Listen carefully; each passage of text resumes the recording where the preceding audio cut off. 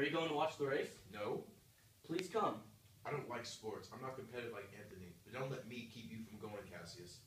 I've been watching you lately. You seem less good-natured and affectionate toward me than usual.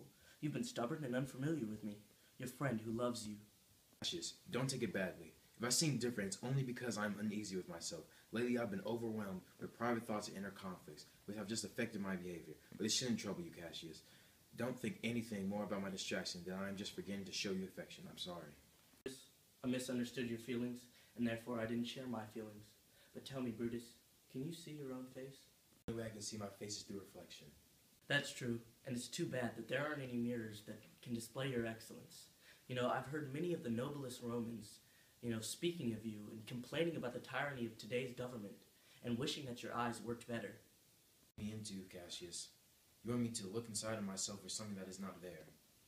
And since you know you can see yourself best by reflection, I'll be your mirror and show you without exaggeration things inside you that you can't see. And don't be suspicious of me, noble Brutus, if I were your average fool, or if I made our friendship worthless by promising my feelings to everyone, or if you'd see me becoming good friends with people and then stabbing them in the back, or if you hear that I drunkenly declare friendship at banquets, only then, of course, can you go ahead and assume I'm dangerous. I'm afraid they made Caesar their king. You don't want that? I bet you don't want Caesar to be king. Cassius, though I love Caesar very much, what do you want to tell me? If it's for the good of all Romans, I'd do it even if it meant my death. Let the gods give me good luck, only as long as I love my honor more than I fear my death. I know this quality in you, Brutus. Honor is what I want to talk to you about. I don't know what you think of this life, but I'd rather not waste it worshipping an ordinary man. I was born as free as Caesar, and so were you. We have both eaten as well, and we can both endure the cold winter as well as him. Once, when the river Tiber was rough, Caesar said to me, "Cassius, I dare you to jump into the rough water with me and swim to that point there." I jumped in and called to him, and he jumped in. The water roared, and we swam as hard as we ever have.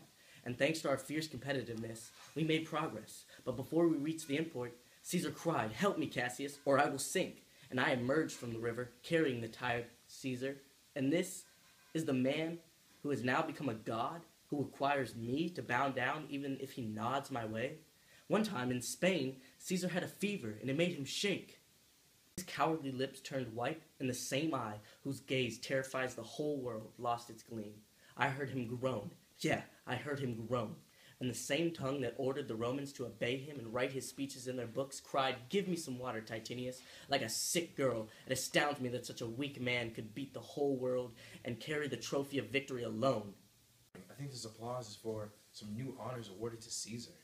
Caesar straddles the narrow world like a giant, and we petty men walk under his huge legs and look forward only to dying dishonorably as slaves. Men can control their fate. It is not destiny's fault, but our own faults that we're slaves. Brutus and Caesar. What's so special about Caesar? Why should that name be said more than yours? Write them together. Yours is just as good of a name. Pronounce them. It's just as nice to say. Weigh them. It's just as heavy. Cast spells with them, and Brutus will call up a ghost as well as Caesar. Now, in the name of all gods, I ask you, what food does Caesar eat that has made him so great? Emperor should be ashamed. Rome has lost the ability to raise noble men. When was there ever an age, since the beginning of time, that didn't feature more than one famous man? Until now, no one could say that only one man mattered in all of vast Rome. Now, though, in all of Rome, there's room for only one man. You and I have heard our fathers talk of another Brutus, your ancestor, who would have let the devil himself reign in his Roman republic before he let a king rule. But you love me. I'm starting to understand what you want me to do. I will tell you later what I think. For now, don't try to persuade me anymore. I'll think over what you said. I'll listen patiently to whatever else you have to say, and I'll find time to discuss them. Until then, my noble friend, think about this. I'd rather be a poor villager than call myself a citizen of Rome under the conditions that I might come up. Glad my words have even gotten through to you at all. I love you. I love you.